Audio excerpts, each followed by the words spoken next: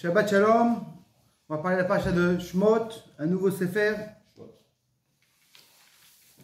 Baruch Hashem, on va parler comment, il faut savoir une chose, que la vie c'est comme une roue. On a parlé d'une tellement belle paracha qu'on avait avant ça, comment Yosef, c'était le vice-roi, tout était réussi, le Ham Israël. Et tout à coup cette paracha, c'est une paracha qui commence à être dure. On nous rapporte comment il y a eu un nouveau roi qui est arrivé et il ne connaissait pas Yosef.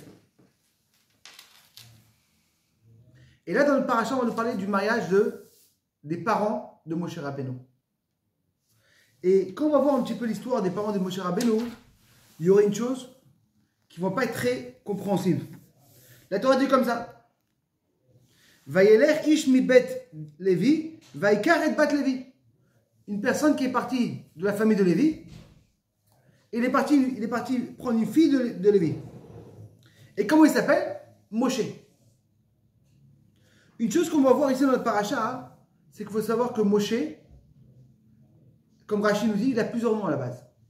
Moshe, c'était le nom qui la fille de Paro qui a donné. C'est pourquoi Moshe, c'est le nom comment Moshe, il était Moshia de quoi? De l'eau. Et la question qui se demande, pourquoi la Torah ne nous dit pas, c'est qui les parents? Tu arrives dans une choupa, on veut inviter les parents de la Kala qui s'appelle Sarah ou Yaakov. Encore plus que ça, c'était qui les parents de Moshe? C'était Amram et Yochevet. C'est des gens qui étaient énormes. Comment ça se fait que la Torah te dit, elle te dit pas? Mais non, quand la Torah te dit, Vayeler ish mi bet David. Il est parti, une personne de Bet David. Il est parti où? Il habite dans le même quartier. C'est de la famille. Tu avais le quartier des Bet Lévi. Disons, tu veux dire, à Paris, dans le renseignement de 18. C'est tout le monde habitait là-bas. Il ne doit pas partir. C'est dans le quartier. Pourquoi la Torah te dit? On te dit qu'en vérité, il doit partir. C'est qu'en vérité, il y a un remède dans la paracha. C'est que il n'y avait aucune raison pourquoi Amram va se marier avec Yochevet. Il n'y avait aucune raison. Et pour ça, en vérité, on dit, il est parti. Parce qu'il n'y avait pas de raison. C'est vrai qu'en vérité, ils habitaient dans le même quartier, c'était proche, mais personne n'aurait pu dire dans la tête que Amram va se marier. Pourquoi? C'est qu'en vérité, comme on dit la Torah, c'était qui en vérité Yochevet? C'est la tante de Amram. C'est-à-dire qu'en vérité, ils avaient une différence de génération. Et quel âge elle avait quand elle s'est mariée, Yochevet? 123 ans. C'est-à-dire que... Et elle a quel âge? C'est-à-dire que tu vas te marier avec une femme qui a 123 ans, tu dois vraiment avoir un grand miracle. D'accord? On te raconte des histoires que dans le Israël, il y a des miracles. La plus vieille qu'elle a couché, c'était ça. Elle avait quoi, 95, 93? Là, 123 ans, comment tu te maries? Tu te remaries. Ça veut dire que à 130 ans, elle va accoucher Bezalgem Moshe. Comme on raconte le Midrash, qu'une fois, il est arrivé Myriam, et elle voit que papa, il n'est pas à la maison, comme Rachid nous dit, et il dit, qu'est-ce qui se passe? Il y a eu la Xéra. Paro, il a dit que tous les premiers-nés, que tous les garçons, que il faut les tuer. Il dit, si maintenant, on peut avoir des enfants, pour rester ensemble. Et qu'est-ce qu'a dit Myriam? Vous êtes pire qu'en vérité que Paro. Toi, tu veux tuer pas seulement les garçons, même les filles, il n'y aura pas de filles. Et on raconte comment ils sont après remariés, et qui a tourné autour de Yochevet et Amram? Myriam. Et pour ça, cette chose-là, on a eu tout ce kavod de donner quoi à Myriam, que quand elle a parlé la Shonara, tout le monde l'a attendu. Parce qu'en vérité, tout le monde disait, c'est pas seulement que Myriam, c'est la sœur de Moshe, c'est comme la maman. S'il n'aurait pas venu voir ses parents avec cette façon-là, il n'y aurait pas eu Moshe. Mais en vérité, il faut comprendre en vérité, pourquoi en vérité, Amram a cherché à partir prendre se marier avec une femme qui était tellement âgée, et c'était même un risque pour lui. Parce que c'est vrai que dans les journaux, on racontait Sarah a eu un miracle. d'accord? Mais c'était dans le Tanakh, c'est la plus vieille qui a accouché. Comment en vérité tu peux expliquer que Amram va aller? Alors en vérité, on a expliqué ça, et c'est un pirouge qui est incroyable. Il faut savoir une chose, que toute la paracha, elle va parler beaucoup de l'eau, le Nilus. On parle de Moshe, le nom qui parle de Moshe, on se rappelle de l'eau. Le puits. On voit comment en vérité, la première fois qu'il va voir Moshe Paro, c'est à côté du puits. Tout le monde croyait, mais comment tu vas faire un rendez-vous avec un roi? Il a envoyé un email, il dit, je m'excuse, hein, vous les deux petits juifs, vous avez un rendez-vous dans un an. Je vais faire quoi dans un an? C'est Hachem m'a dit, t'inquiète pas. Il a que c'est du fleuve. Tous les matins, il va là-bas, va le voir. Et c'est qu'en vérité, il y avait une très grande dispute entre Paro et Moshe. Et là, on va comprendre en vérité pourquoi en vérité Amram, qu'il avait ce roi Kodesh, qui savait qu'il y avait un tzaddik chez lui, il a dit, je me marie sur ma Yocheved. C'est que Amram, il a cherché une fille qui est née en Israël. Comme on nous raconte que quand ils sont descendus, les Israël dans le désert, Shivim, il y a eu 70. Et là, on fait le compte, et on arrive à 69. Et on dit, c'est pas possible. Et c'est qui en vérité qui est né? C'est Yocheved. Et comme maintenant, en vérité, on dit,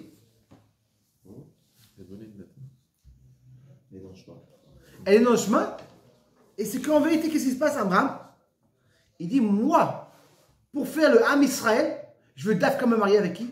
Avec Yocheved. Pourquoi? Pour faire un grand enfant, on a besoin d'une grande maman. Et pas seulement une grande maman, c'est une maman qui est née quoi dans le Eretz Israël. Et pourquoi? Parce que, en vérité, Eretz Israël, c'est un endroit géographique qui n'a pas de puits, naturellement. Il n'y a pas de fleuve, presque.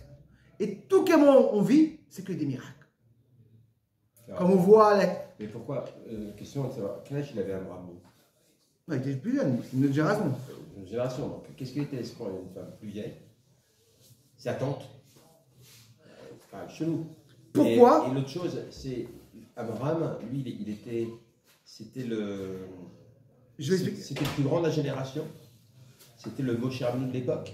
On va expliquer là. C'est qu'en vérité, c'est qu'il a voulu chercher. Si tu considères qu'il y avait une fille d'Israël qui est née en Israël. Donc et la seule qui est. C'est la plus jeune qui est en Israël. Non, c'est pas ça qu'il faut savoir. C'est lui, il avait une mission, il savait qu'il avait une mission à réaliser. Alors, tu vois ce que je veux dire? Est-ce que c'était un. C'est-à-dire qu'en vérité, je comprends. C'est qu'en vérité, en Eretz Israël, d'un côté, tu as le miracle. On a ce miracle en Eretz Israël, c'est qu'on a toujours les téphilotes. Pourquoi? Pour avoir la parnassa. Dans l'Égypte, il n'y a pas ça. Tu as le Nilus. Il y a le moment on sait que le Nilus, il monte. On sait que le Nilus, c'est l'endroit, c'est le Nahar qui est un des plus longs. Il fait 70 000 km. Il est très très très long. 7 000 km. Excuse-moi. Il fait 7 000 km. Il passe maintenant l'Égypte et tous les pays africains. C'est-à-dire qu'en vérité, c'est une chose naturelle. Et pour comprendre en vérité, c'est quoi en vérité une maman juive? C'est comme on a lu l'histoire avec, on voit que Rachel en vérité c'est quoi? C'est le sémel de la maman juive. Rachel, elle n'est pas enterrée à Hebron. Elle est enterrée où? À Bethléem. Pourquoi? En vérité, le meilleur endroit qu'elle peut être enterrée, c'est avec son mari. Avec tout le monde. Tu arrives à Bethléem, mais tout seul. Juste pour dire pourquoi, en vérité, quand mes enfants vont passer, ils pourront prier sur moi. Ça, en vérité, c'est le sémel de quoi? Du moment. Et qu'est-ce qui se passe en vérité? Amram, il dit, je veux, première chose, une maman spéciale, mais je veux une maman que quoi que, elle est le miracle. Et pour ça qu'en vérité, on voit cette grande discussion entre Moshe et Paro. Moshe te dit, moi, tout le miracle, il vient d'en haut. C'est qui ton Dieu, Michael, te dit? C'est moi, c'est le Nilus. Cette guerre qu'on a là, et pour ça, on voit tout le temps que Paro, qu'est-ce qu'il fait Moshe? Il va d'Afrique dans le Nilus. Les premières macotes, il vient du Nilus. Il tape. On l'a jeté où? Dafka dans l'eau. On sait qu'en vérité, une des questions qui se demande, comment en vérité ils l'ont jeté dans l'eau si Dafka là-bas, il y avait tout le monde qui mourait? Tous les petits-enfants. Alors, qu'est-ce qu'ils ont gagné? On sait qu'en vérité, Yochevet et Myriam, ils avaient une émouna spéciale. Pas pour rien, on appelle quoi? Myriam Anevia. Depuis qu'elle était jeune, on voit que Amram, il était moins, tu vois, il avait toujours un petit peu peur. Tu vois, quand il a eu la Xéra, il dit, regardez, moi je veux me séparer. On n'en parle pas d'ailleurs d'Abraham. On parle pas beaucoup d'Abraham. On parle beaucoup plus de Yochevet. Et pour une petite histoire, pour raconter c'est quoi en vérité une maman juive.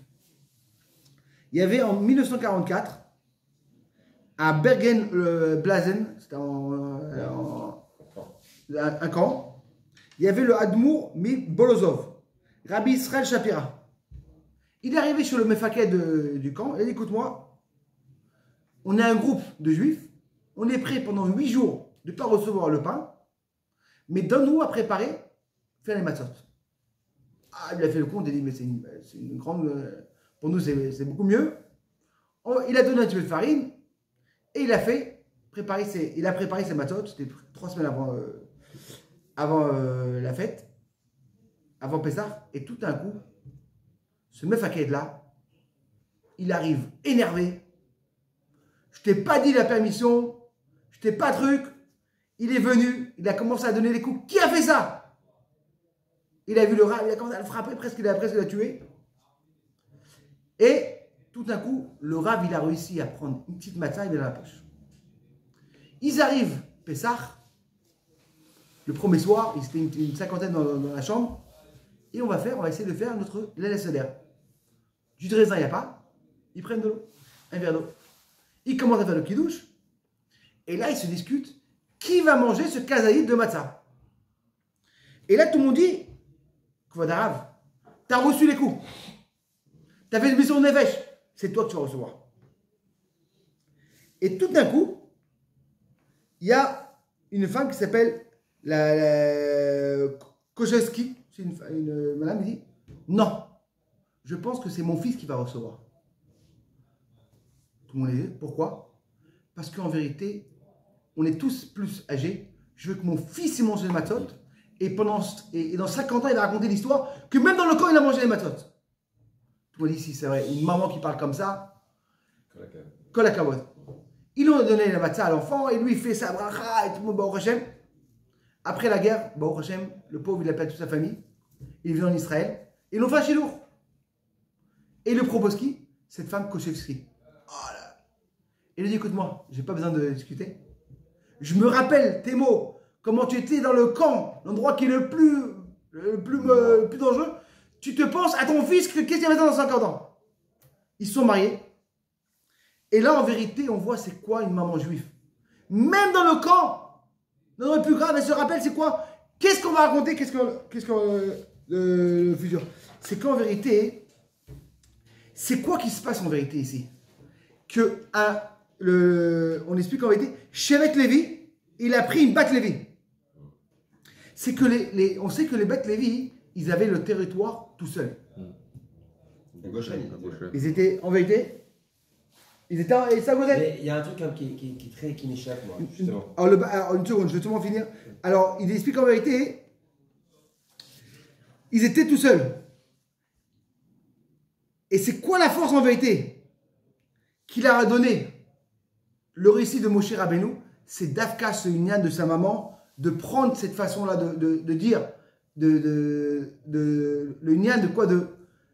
D'Afka de Eretz Israël, d'Afka le union de la Emouna, de savoir que tout vient d'Hachem. Et c'est pas seulement la Emouna, c'est le Bitachon. Et comment il a eu cette force de Bitachon? Et pourquoi Hachem il a choisi? Grâce à cette histoire que Bezrat Hachem, on aura cette Bitachon et cette Emouna et de savoir de Eretz Israël. Amen.